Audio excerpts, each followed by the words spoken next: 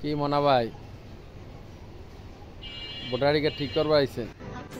করবেন ভাই করে ভাইয়া তোরাই পৃথিবীতে এসছস ভাইয়া সিল করে ফেললে আমরা তো ভোটার আইডি কার্ড ঠিক করে ফেললে এসেছি জন্ম নিবন্ধন সংশোধন করে ফেললে এসেছি তোদেরই জীবন ভাইয়া তোরাই সিল কর ভাইয়া ইচ্ছা মতো সিল কর হওয়ারই কথা